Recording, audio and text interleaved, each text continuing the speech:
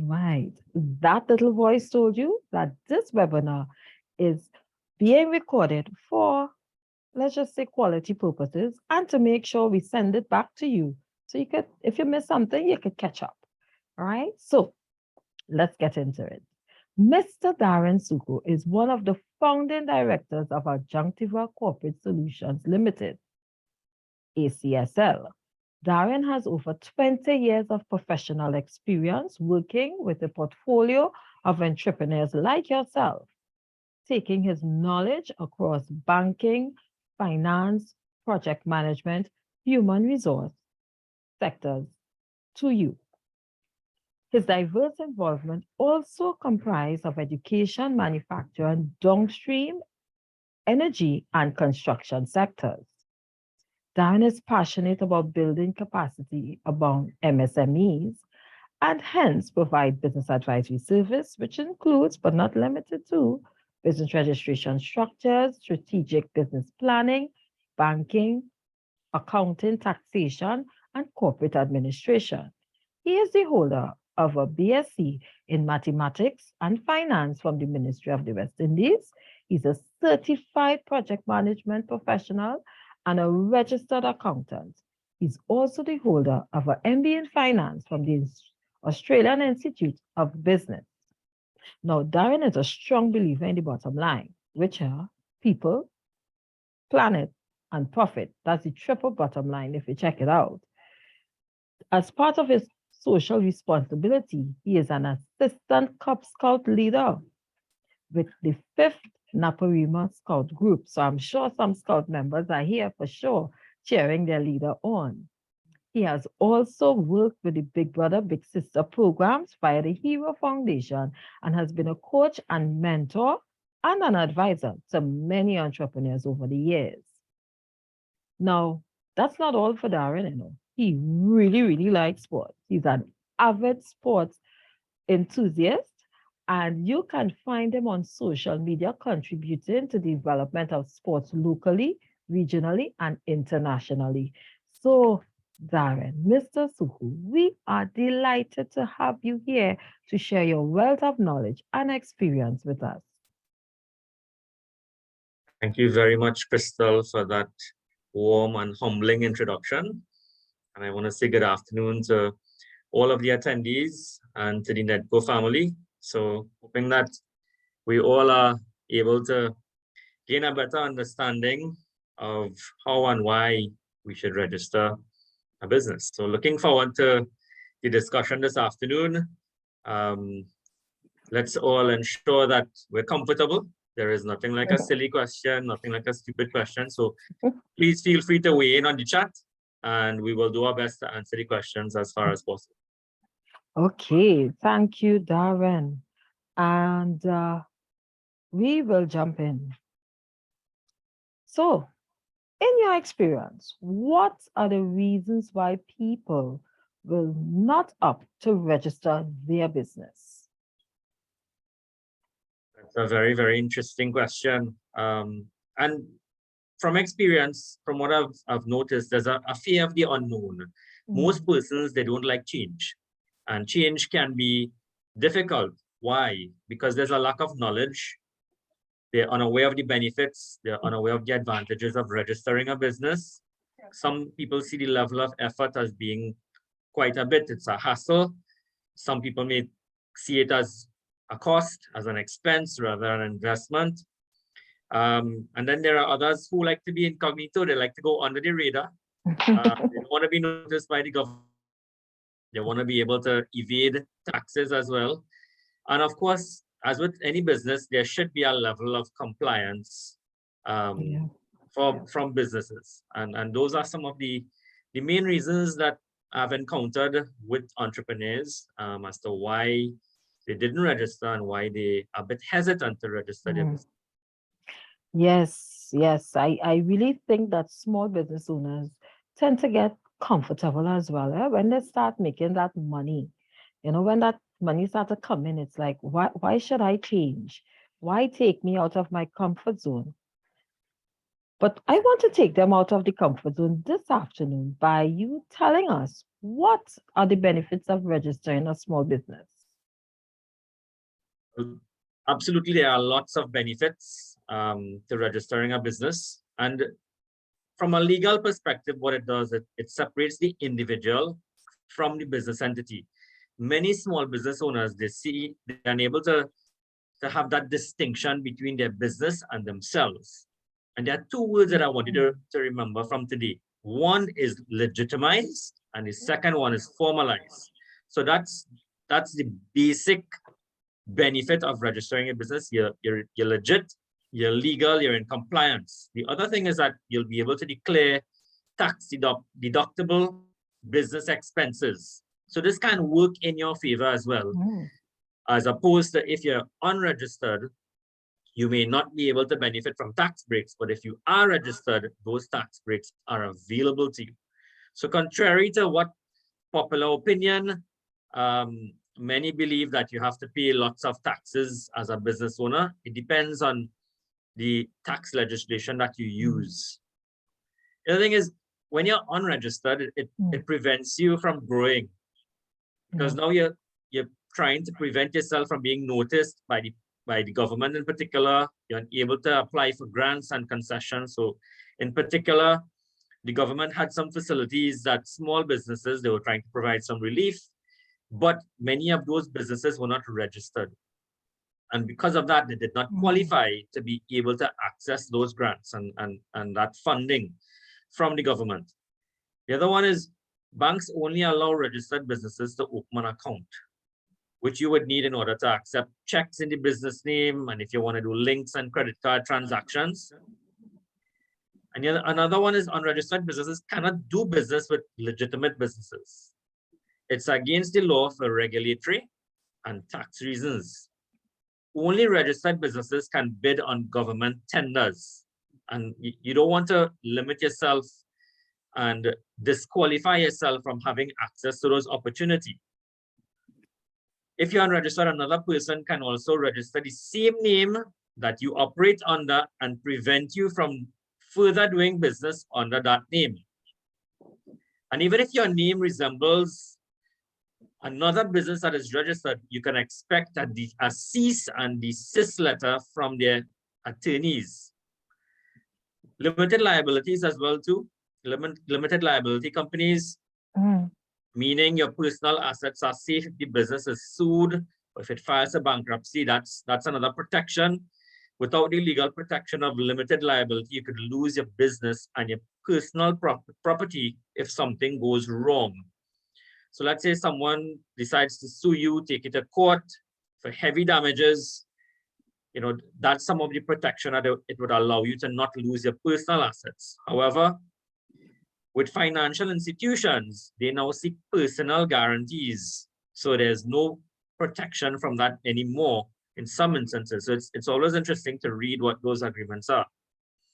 We all need funding for businesses. And if you want to attract investors, you have to ensure that your business is registered. It has to be legitimate. And if that is not separate, then you cannot attract those investors. Another one is it's important for continuity. As humans, you know, we live and unfortunately we pass away, but businesses have the ability to last for a lifetime, for generations upon generations. And you can transfer that later on to your descendants as well.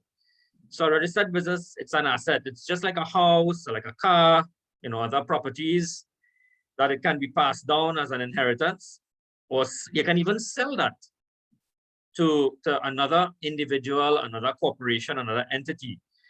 So, and businesses can be sold for all of the three structures, for a sole trader, for a partnership, as well as a limited liability. Wow. So, with all of those benefits, I must agree with you, Daren, that business registration helps to create a structure and can facilitate growth and continuity, allowing you, the business owner, you, the small man on the road, you to create a legacy, not for your generation now, but the generations to come. You know, I remember up to now, sorry to tell you all that, people just call me Lil Shark. Why? Because my grandfather had a business selling bacon shark. And up to now, they just call me Lil Shark because why? He had a registered business and Lil Shark reach. So the business continues with the other little sharks that are in the family. So that's just a little plug-in as to how it can take you into 2, 3, 4, and much more generations. So with that little tidbit, I want Daren to tell us, as a new business owner, are there any obligations, legal or otherwise, that requires me to register my small business? I want to know if, well, we understand there are benefits, but if I still choose not to register my business, am I obligated to legally? We're going to drop a bombshell here. So a business name legally must be registered within 14 days of commencement of operations by the business. So I'm no lawyer, but Section 7 of the Act, if you refer to that section, it will clearly outline that within 14 days of the commencement of the business, legally, you're required to register your business. Of course, some of us may be unsure as to the longevity of the business, whether the business will be sustainable. And it's always advisable to have a business plan so that you can have a look ahead. You can look at the potential, the sustainability of that business, the longevity of it, and then of course you proceed to register it. Wow. So that bombshell was a big one because you're telling me here, once I have started to collect money, I have basically started business transaction for maybe my hobby, my little part-time hustle just to get a little few dollars in. I can be considered as being in operation and I am legally bound to register my business or the business name that I am using. And how you said within 14 days, right? Once operations begin? Yes. Wow. Guys, be aware of that for those of you who have businesses and have not registered, right? So I am now left to wonder, Daren, what may be some of the penalties? Are there any penalties or legal ramifications for me not registering my small business within 14 days or at all? So penalties could include fines, and it could also include business closure for the business being illegal, not being licensed to operate, as well as you're disguising profits, business proceeds as personal funds. And then we have a big fancy term that, it sounds very much white collar in nature. It's called money laundering. And we also have a new, I shouldn't say a new, but we have a very active FIU, Financial Intelligence Unit. And we have seen persons in recent times being charged for money laundering offenses. So, these are some of the areas that we need to be very wary of. That could carry some heavy fines. It can carry some prison sentences, and we need to be very careful. The other part is there is something called tax evasion. So tax evasion is illegal. Tax avoidance is allowed. And tax avoidance is using the existing legislation for you to benefit from that taxation to minimize the amount of taxes that you pay. And in a technical sense, we call it tax planning as well. So, legally as per the Companies Act, you are required to register, and also from a compliance and a taxation perspective, whether it's a charity, a non-profit organization, whether it's a sole trader, a partnership, or a limited liability, you are required legally to ensure that you are registered. Okay, so I think you have just convinced me to get out my comfort zone and register that business because they say tax, what? Evasion. Oh no, I don't want to be known as somebody who evades in terms of paying my taxes. You just mentioned 3 types of business registration. Are they the most common types of business registration available? The sole trader, partnership, and the limited liability? Tell us more Yes, about that. yes. So Kristel, at the start of the session, we would have run a poll and we would have seen the popularity of the sole trader. So some people, you know, they like to run solo, you know, they don't have a sidekick.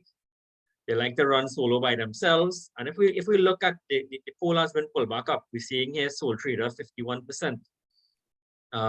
Partnership a little bit less, but between the limited liability and the sole trader, those are the two most popular structures that we are seeing here.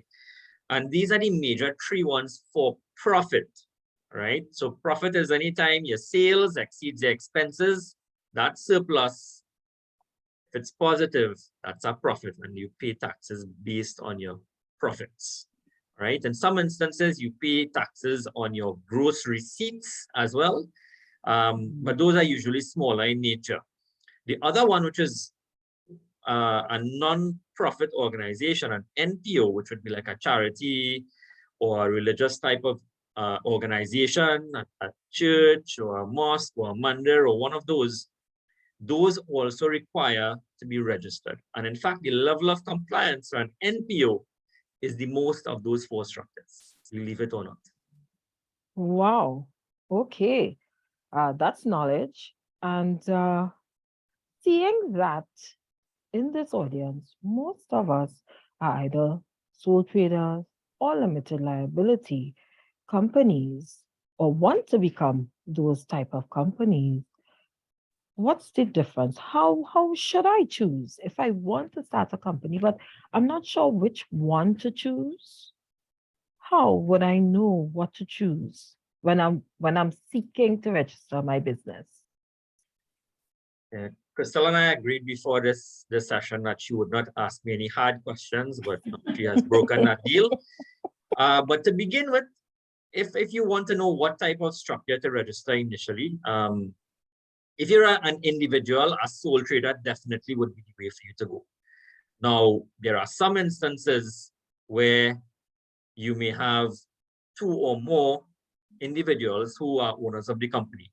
And I tend to call a partnership two or more sole traders. The structures are very much similar in nature. The level of compliance is significantly less for a sole trader and a partnership. It's a one-time registration that you do at the Registrar General Department. The limited liability, on the other hand, that is a Rolls Royce. That costs money. It costs maintenance. Every year, you have to ensure that you file your annual returns, you file your beneficial interests. So that requires maintenance. You must have bylaws. So there are a lot more documents that are issued with the limited liability company. So definitely you want to start off by knowing how many owners, how many shareholders that you have. So if it's one, it cannot be a partnership or a limited liability. You must have two or more. If it's one, then you definitely have to go for sole trader. The sole traders have unlimited liability. It means that you bear all of the costs, all of the risks. Your personal assets can be at stake as well. Whereas with a limited liability, if you're sued, only your assets of the business and not your personal assets can be seized or having to surrender those assets. However, if you're going now with a lot of financial institutions, what we're seeing is that financial institutions have to protect themselves against risk. So they now have agreements in there where you have to provide personal guarantees. So that limits your, removes that limited liability with respect to borrowing. With respect to continuity as well, partnership and a limited liability can continue significantly much more easily after the death of an individual. So for a sole trader, it can continue, but you have to have a power of attorney. There's a lot of legal work going on, and that could take some time in order for that business to continue legally, where it passes from the sole trader to the new owner, whoever that may be. So it's always advisable to ensure that you have that level of continuity as well.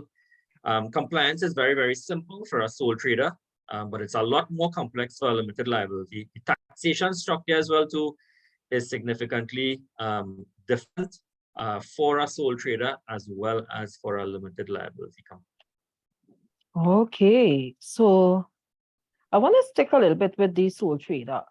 And if, say, for instance, I'm a skilled individual, a mason, an event planner, I'm a good baker, is it true that I should now register my business as a limited liability to avoid losing my personal assets? Or is there any way I could protect myself? That's a very good question. And again, if we go with the politically correct answers, legally, yes, if you're facing a lawsuit or a liquidation, but from a practical perspective, you can also take out personal liability, professional liability, indemnity insurance. That may be more practical, it may be more cost effective to prevent yourself from having to lose your assets, etc. And the insurance can cover that risk. So you can transfer that risk out. So it's important that you understand that you do a risk analysis as well, in terms of what risk the business can face and what actions can be taken against you if your customers, your clients can take action against you, for want of a better word, malpractice, or for poor performance or non-performance of a job, then they can take action against you as a sole trader. But again, if you have insurance, you could that liability, because a limited liability company could cost you a lot more maintenance in terms of the cost per year to upkeep it, the bookkeeping, the accounting, etc., etc. So it's a lot more costly to maintain. So sometimes people just go for the insurance and they stick as a sole trader, as opposed to going for a limited liability, which may be a bit of an overkill for, let's say, a mason or an event planner, or as you mentioned, a baker. So that may be the preferred option. You have to weigh the costs and the benefits of it.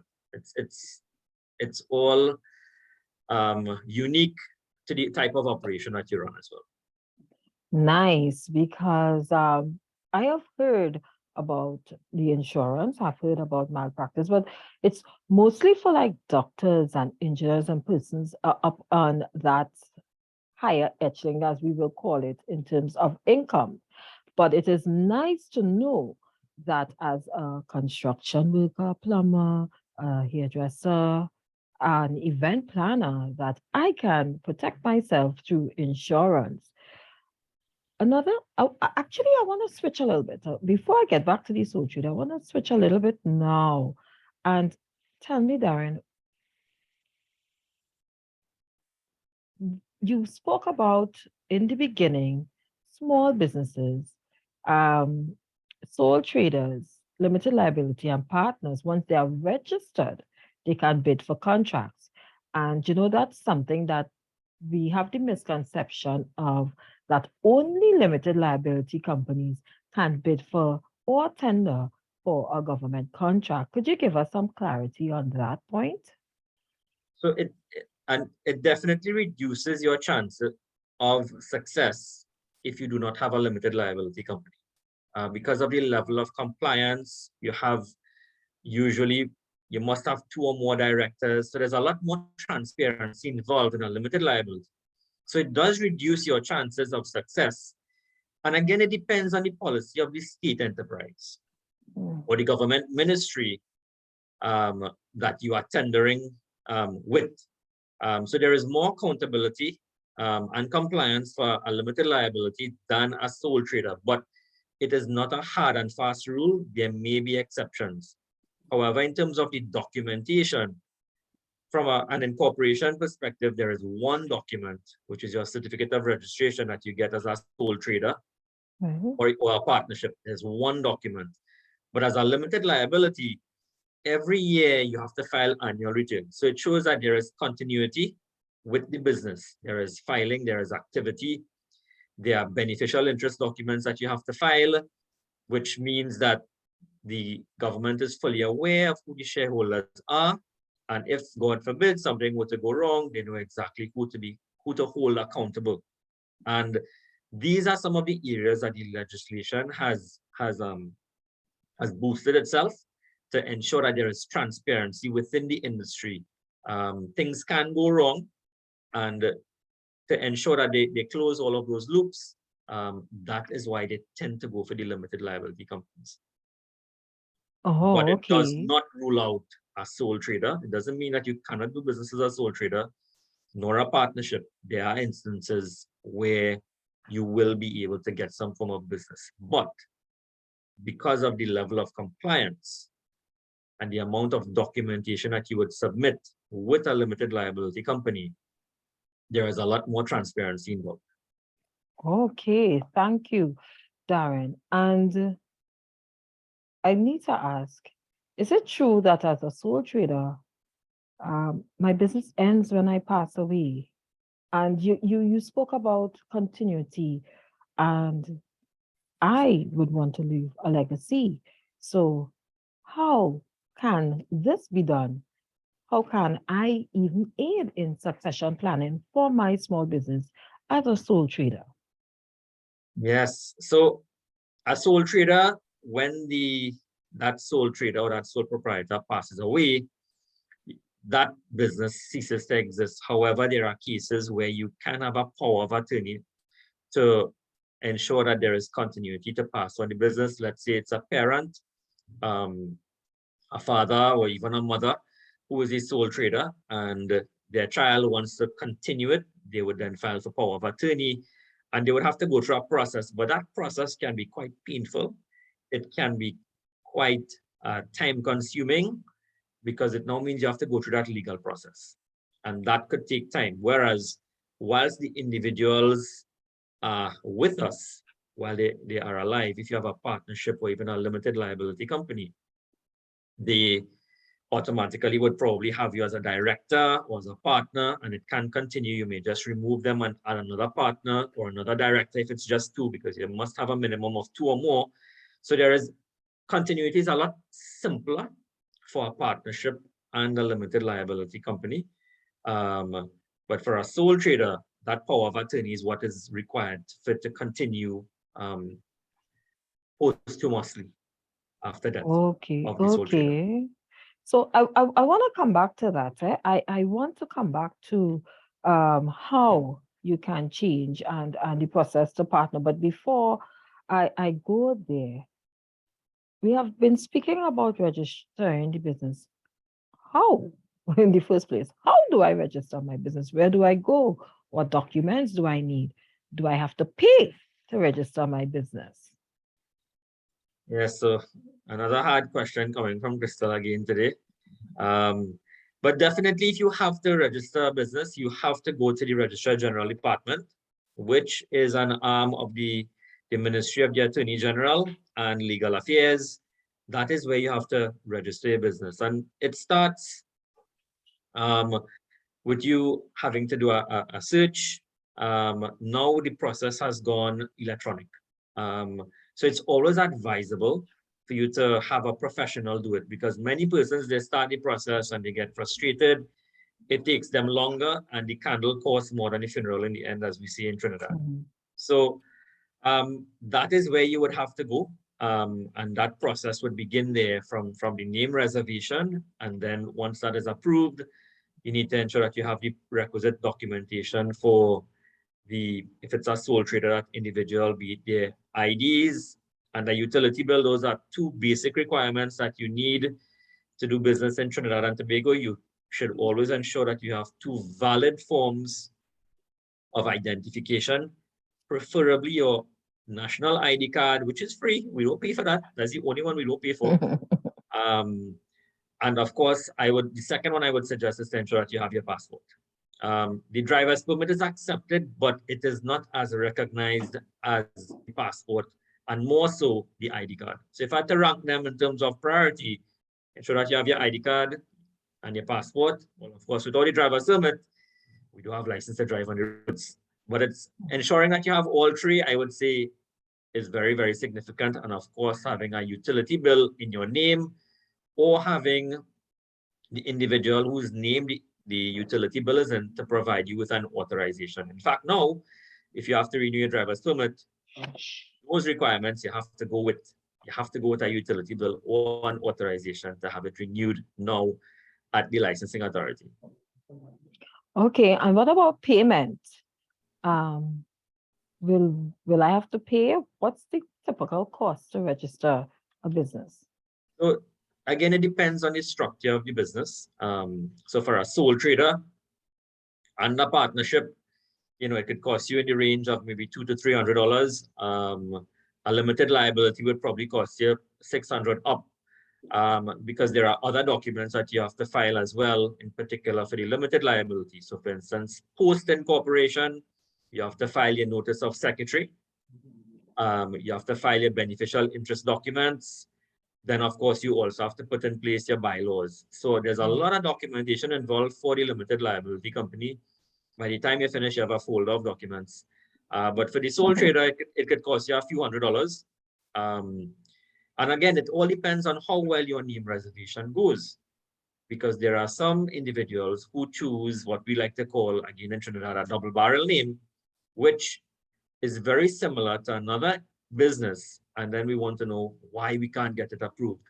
So it's always advisable to ensure that you're aware of what requirements are needed. Otherwise, the process can take longer than you plan and cost a bit, because each time you have to reserve a name, there's a cost attached to it. Oh, so we start with the name reservation, and then we move to eventually either having the certificate of incorporation or having the certificate of registration for the business. But what is the time frame? Say I would like to start, or now that I'm here in this webinar, I want to register my business. I want to come out my comfort zone. How long would it take me from start to finish in terms of days for registering my business? Generally, it could take a week, up to a month, depending on the structure. So for a sole trader and a partnership, we can get that done relatively quickly within a week. In some instances, if your documentation is not straightforward, then that can cause the time period to be extended. But generally, between a week up to a month. Also, it depends upon this ministry is moving, maybe based on their workload, the number of staff that they have out. During COVID, things took a lot longer, because the rotation of staff. They had some even working remotely as well. So that's why you would tend to find that there is a difference. But generally, between a week to a month, we can see that. Okay, so if, say for instance, I cannot go and register for myself, maybe I work 8 to 4, can't get time off. Can someone register my business for me? Absolutely. For those of us who watch The Voice, Blake Shelton does this, right? So yes, absolutely. There are lots of professionals out there, yours truly, who can get it done for you. And I usually recommend a professional. Yes, it's a cost, but I think it's an investment, because you can't figure this thing out. I've seen lots of associates, friends, colleagues attempt to do it, and then they were like, I thought this thing was a piece of cake. I thought it was simple. So it's always advisable to get a professional who's familiar with it, who is a specialist in the field, who's familiar with policy, procedures, and the documentation in particular that is required, and also to give you some advice initially up front that, listen, this name, chances are it could be rejected. I've seen clients who said, no, I want this name. I have to get this name. Advise against it. It gets rejected. There were some of them who went through 3, 4, 5 times getting rejected, and then eventually got it. So those are some of the advantages of using a professional who's a specialist in the field and very much to have the business registered. All right. And as he did the voice over voice me type of thing, I would just like to let our audience know that Daren's company, Adjunctiva, is offering a special package to NEDCO's clients. So clients of ours who would have completed our training workshops or advisory, they can check Daren's Adjunctiva's business registration package out for either sole trade or limited liability. So I also want to thank Daren. Thank you, Daren, for that offer of assisting our clients with that process. As we know, it may sometimes get a little bit frustrating, but having someone who's knowledgeable there to hold your hand through the process would be easier for you guys, right? So, Thank you very much, Kristel, for that recommendation. But of course, I would give that credit to my fellow director for partnering with NEDCO on that front. okay. And I know she's somewhere in the back there. I'm Hi. sure she's listening somewhere in the background. So we would like to take a step back, right? I told you I was coming back to it. So I want to clarify something here. Let's say I have registered my business under limited liability, but I registered with my mom and I put my sister as the secretary of my limited liability. So I just say, okay, mommy, sister, let's go. I need a business, right? But I would like to know what obligations are there, specific legal rules that my mom or my sister would be obligated to fulfill, or can I just move ahead and continue to direct and operate the business, just having them there listed as a director or my secretary? That's a very, very popular question, Kristel, because in many instances, business owners use relatives who are trustworthy as fellow directors, as a secretary, because of course, as a limited liability company, it cannot be an individual. So the role of mom as a director, mom ideally should be attending board meetings, and mom should be familiar with the business operations because mom is listed as a director. Your sister as your secretary is required to minute board meetings, ensure that there is compliance with the bylaws of the company, which is basically the constitution of any private company, preparing resolutions, which is an agreement of the board to take a particular action, whether it is to open a bank account or to add another director, to remove a director, to adjust the shareholdings. So all of those pieces of correspondence, the secretary ideally should be ensuring that it is minuted, it is documented, and that it is not word of mouth. So yes, in some instances, you may use them out of, for want of a better word, out of convenience, as well as for security as well, confidentiality as well within your business. But you as the sole owner, in terms of filing a beneficial interest, you could be the 100% shareholder. And mom and your sister could just be a director and the secretary, but as the 100% shareholder, and that is where the beneficial interest filing documents come in very, very key, which is a new piece of legislation, which I believe came in just around COVID time in 2020.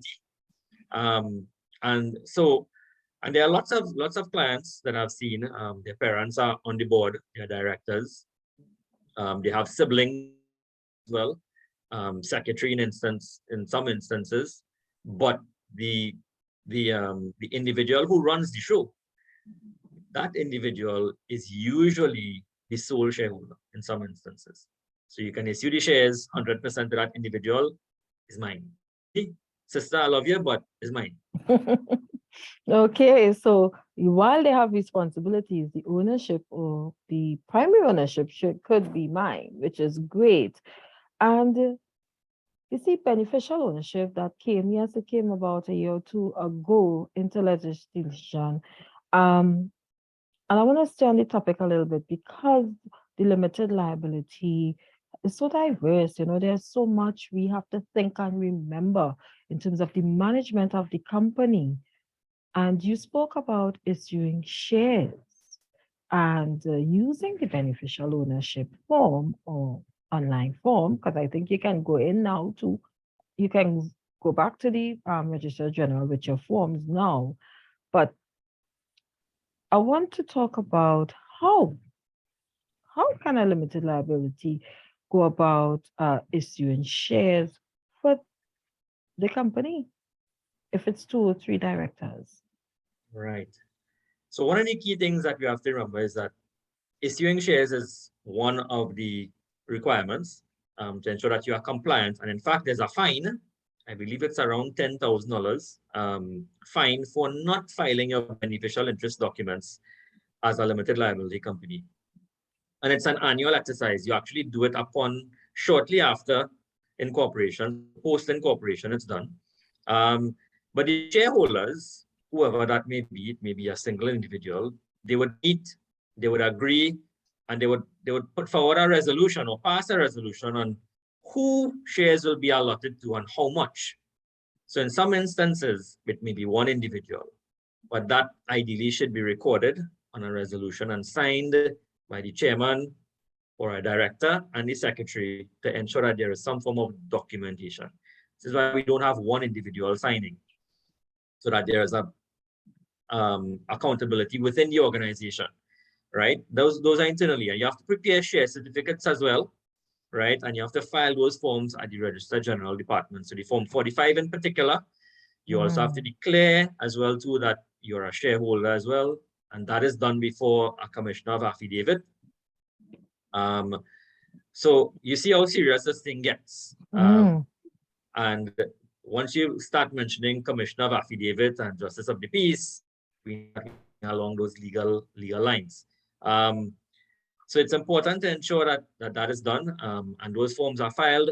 And on your annual return every year, that is also a part of your annual return. So the annual return document has now been expanded to include your shareholding on the annual return document as well, in addition to 45, your Form 46, as well, your beneficial interest filing documents.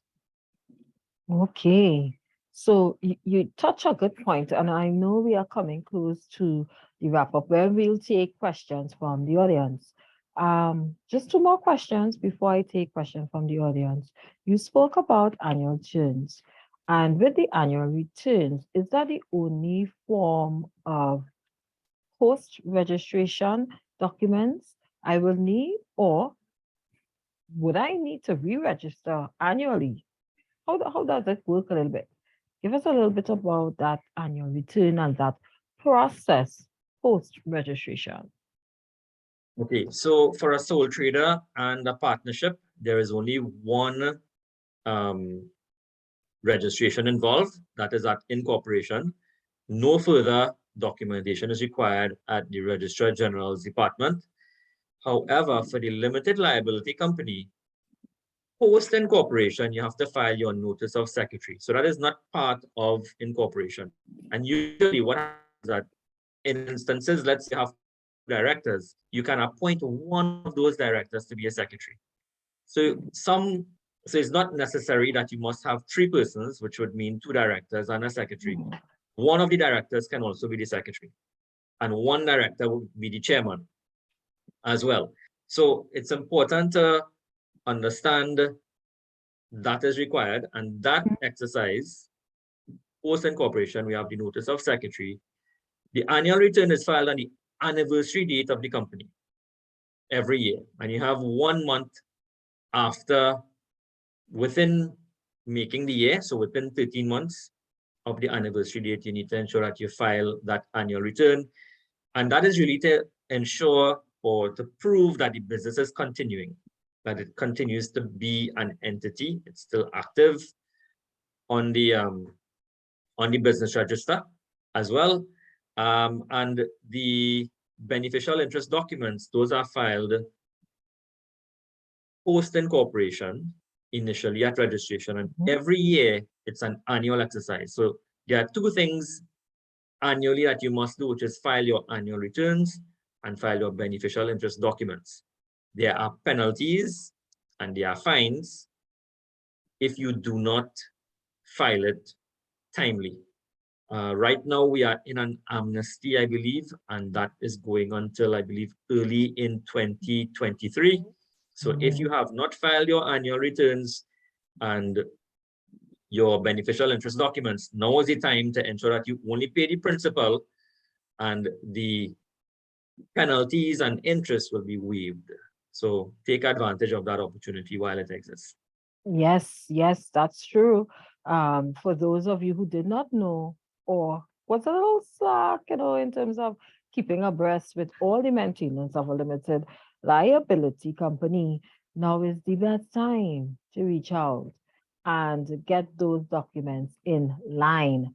So my final question before we go to the chat is,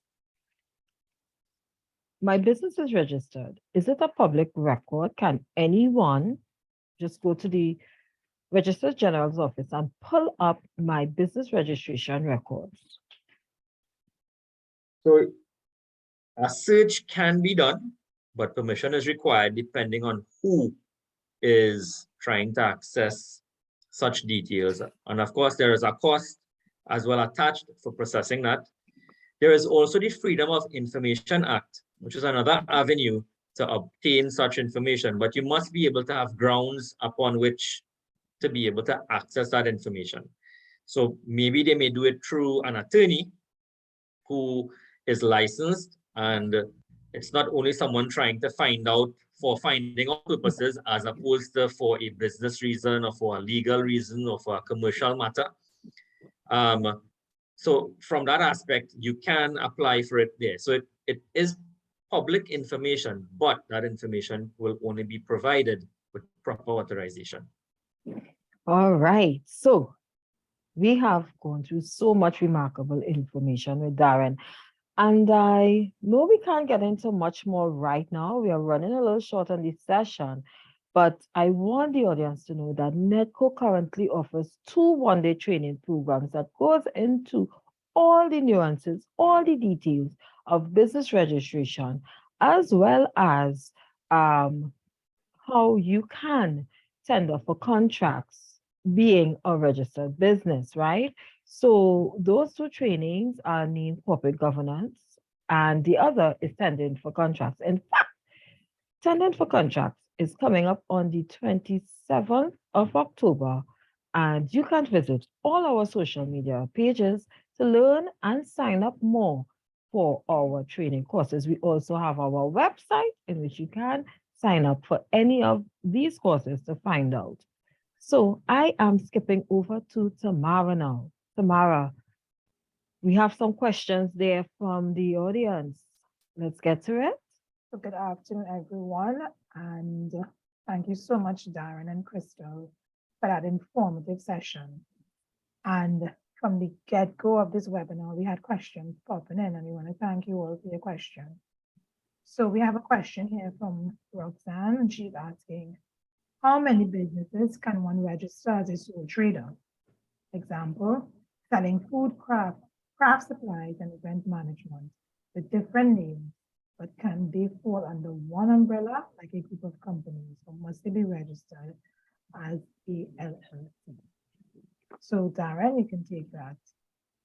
So Roxanne, thank you very much for that question. So a sole trader can have 2 or more sole trader registrations. However, they cannot be in the same sector. So let's say, for instance, you're in the restaurant business and you have one sole trader named A Restaurant, and you attempt to open another sole trader for B Restaurant, that will be denied because it's the same sector. All right. Now, if it's another sector, let's say you're opening, let's say, an automotive parts place, then that's a different sector. So a sole trader can only have, one individual can only have 2 sole trader registrations if they are in different sectors. So I hope that answers Roxanne's question. Thank you so much. And we will now take a question from Vanessa.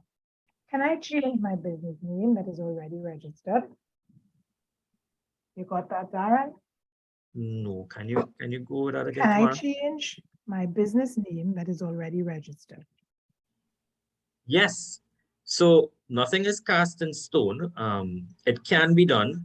If it's a sole trader and you want to change the name, there is a process. However, amendments tend to take a lot longer than an initial registration. So an initial registration for a sole trader, if things go well, you can probably get it back within a week. But an amendment, I've seen amendments take a couple of months sometimes. I guess they probably have to do their due diligence to ensure, dot their I's, cross their T's, do their searches, go through that requisite process to ensure that the change is authorized, properly authorized as well. But yes, you can change the name for a sole trader. You can change it as well for an LLC. It is possible. It just takes a little bit of time to have those amendments done. But yes, if you want to change your name, of course, you must have a good reason for doing it.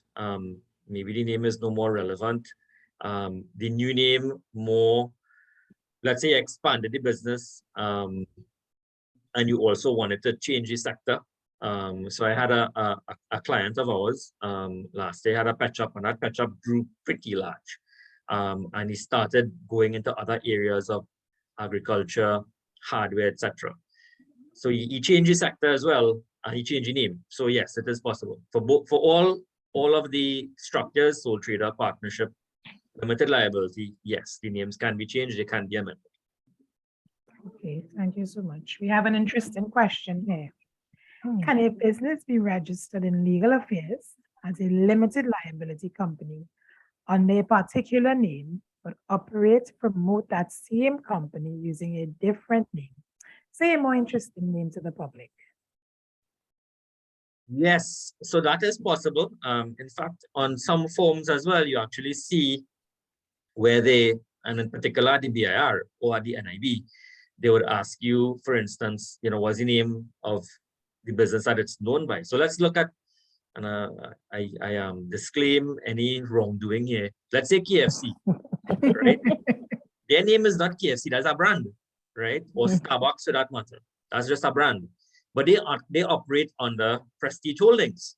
So Prestige Holdings is the real name of the business, but their brand is KFC, Starbucks, Pizza Hut, etc., etc., etc. Right? So if the price of Prestige Holdings shares went up, was that right?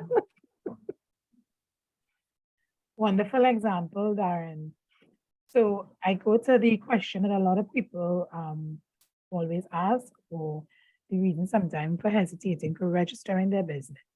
As a sole trader, do I have to pay taxes, or does it depend on the amount of business the business is making? While sole traders have to pay health surcharge. So take the first one and then take a breath and take the other one. Okay. If you don't pay our health surcharge over a couple of years, we will be penalized. Yes. So one of the things that I tell clients is that we are all required to pay taxes. I'm Trinity to the bone, but in the US, they say that two things are certain: debt and taxes. And at the end of the day, it may not, most people, when they hear taxes, they think this huge astronomical amount that will burden me. No, that's not the case. Taxes are based on your earnings, your profits. Health surcharge is negligible. It's $8.25 a week. So for the year, it works out to $4.29. If it's a leap year, it's based on the number of Mondays for the year. So if it's 52 Mondays, it's $4.29. 53 Mondays, it's $4.37, which is pretty small. So you tend to like either $33 or $41.25 a month. But if you don't pay it on time, then what you're going to get is you're going to get the penalty, you're going to get the interest. And that is what makes it prohibitive. The Minister of Finance has been very generous, and he has given us a tax amnesty, which runs all the way, I believe, until February of 2023. So before we spend out all the money for Christmas and Carnival and things, let me make sure we give the BIR the funds that they require to help us manage our economy as well. We have hospitals to run. That's what health surcharge does. Nowhere in the world you can go to a hospital and pay $33 a month or $41.25 a month and get healthcare. So let's all ensure that we are responsible. I'm not saying that you have to pay millions of dollars in tax. If you're making millions of dollars, then you need to pay millions of dollars in tax. But it's pro rata, it's based on a percentage of your earnings.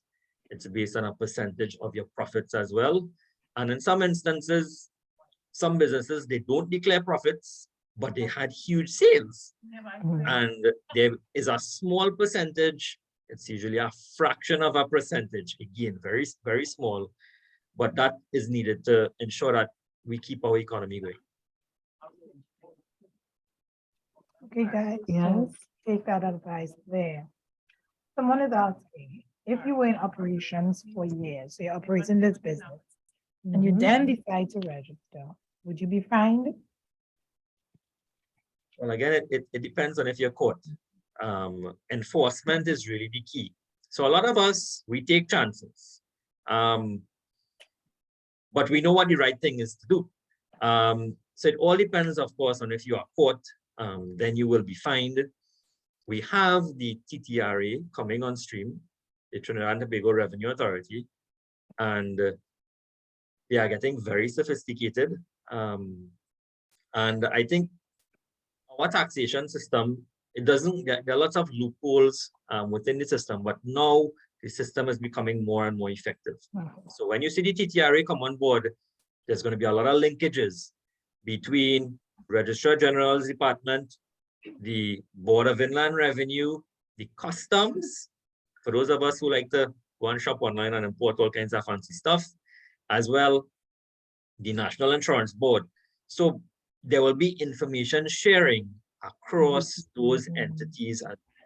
So it is advisable to register, because if you're importing items for a business and you're doing it under your name, it's going to raise some red flags. If the bank is seeing large deposits and you're unable to account for it, you're going to have to answer some questions. That is commingling, where you're mixing business funds with personal funds. It eventually could lead to a stage where, and there are lots of clients who come requesting BIR numbers, and they're in their 40s and their 50s. One was even in their 60s, and they had assets. So how do you explain to the state that you have $1 million asset, a piece of real estate, but you don't have a BIR number, or you never paid taxes? So it's important to ensure that you comply as much as possible with the law. There may be exceptions to the rule. You may have a good reason, which they may accept. But let's ensure that you try to register it. I mean, a sole trader, it's only that initial cost upfront that you have to pay to register it. There is no annual fee for a partnership as well. So if you think you're uncertain about what type of business you're getting into, and you want to lower the maintenance cost of the business, then you go sole trader or partnership. And of course, ensure that you pay your basic taxes. Excuse me, that you ensure that you pay your health surcharge. And again, the minister was very generous. He raised the personal allowance in 2023 to $90,000. That means $7,500 in 2023, you pay no PAY. All right, so this has come to an extent. Your first $7,000 up till the end of 2022, you pay no PAY in it. So you're only going to be paying health surcharge and NIS. So let's ensure that we register the businesses, that we register with the BIR. If we have employees as well, that we register with the National Insurance Board, and we remit those contributions. We're seeing some of the issues now where NIB, they had some consultations to take the retirement age to 65. And that's because there are lots of companies, lots of businesses who do not remit the contributions to the National Insurance Board. And that is very unfortunate. Yes, and I just want to add something here.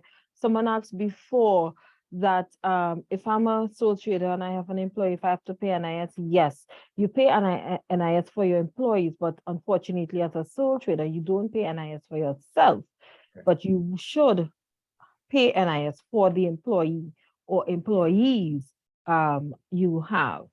Agreed. Agreed. Okay, so we are about to wrap up, but we will take one more question.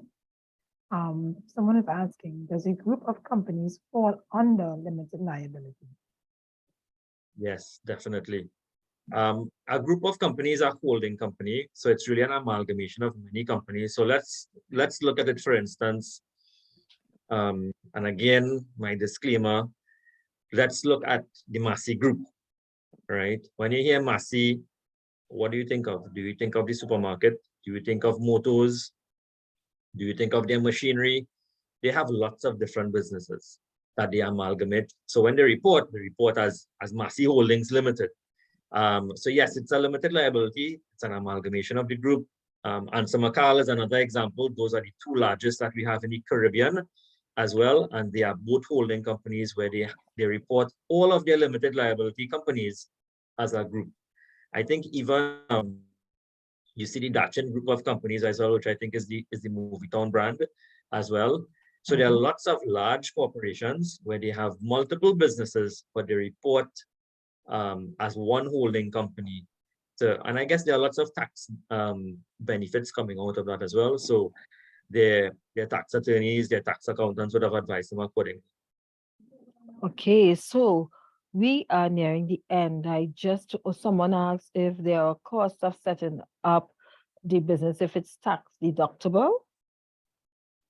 So it's usually a very small cost. In some instances, you can put it as an expense. I usually recommend that you put it as part of your equity on your balance sheet, because then you may not have any equity when you're doing your balance sheet. Either way, your equity, your profits make up equity. So whether you put it as an expense or you put it as part of your equity, that decision your accountant will advise you accordingly. But it can be done both ways. It all depends on how you see it as the value of the business. But yes, either way, it would add as a tax benefit to your business. All right. And that's all the time we have for questions. However, I would like to let the audience know that the TTBiz link account, you can find more information there. You can also find information on what is required for your type of business when you're registering a business, for persons like food and beverage, in the food and beverage industry. It tells you as well now what is required, not only here in terms of registration, but moving forward as you operate your business. I would like to thank Daren. And before I thank you, Daren, I just want to let you guys know as well, if your question has not been answered on this live, we will be happy to send the responses when we share the recording link to you, so everyone will get the recording as well as the questions answered, and we would be able to kind of help in terms of getting those questions cleared in your mind, because time didn't permit here. So we had a poll in the beginning, and Daren has given us so much information. Can you give us some feedback? On your screen, you should see a poll question. So just let us know, let Daren know how this information was received. All right, so as we get to the bottom of it now, it has been a jam-packed session. And I am now going to thank you, Daren. Thank you so much, Mr. Sookoo, for opening the doors to your knowledge and your wealth of knowledge and pouring it out to us in the topic of business registration and ownership. And I believe you have given us a full plate of information that left us excited to get more from you and from NEDCO and all the training and information we should receive when we are running, operating, registering, and becoming business owners. I must also extend a heartfelt gratitude and thank you to Tamara for all her support in the back end. And Renelle is here with us as well. Thank you for taking time out today to spend this hour or so with us. We appreciate you. We appreciate you. We appreciate you. Be sure to visit NEDCO's social media pages and keep abreast of the information, the events, the promotion, and the upcoming training. Now, for those of you who are interested in our loan promotion, yes, it is still running. We currently have our 20 for 20 loan promotion where you can access up to $20,000 in loan funding with 20% collateral and a 20-month payback period with 2 months deferred payments. For the month of October, we also have digital transformation coming up, managing staff in the hybrid world of work on the 20th, and tendering for contracts on the 27th. Digital transformation, I believe that's this week, yes, the 13th and 14th. So if you are interested in getting that into that digital transformation training, get on there, send us an email at training@nedco.gov.tt and get into that very insightful class as well. I would not forget our Body Up and Build promotion, which is a group advisory promotion for persons to network and collectively learn about your industry and business as a whole. We even get into the nuances of taxes and so forth in the group session. So if in the time frame you are not seeing your suggested training, you can try the group sessions, right? So for further information, feel free, email us at training@nedco.gov.tt or visit our website at nedco.gov.tt. So until next time, stay safe and enjoy your afternoon.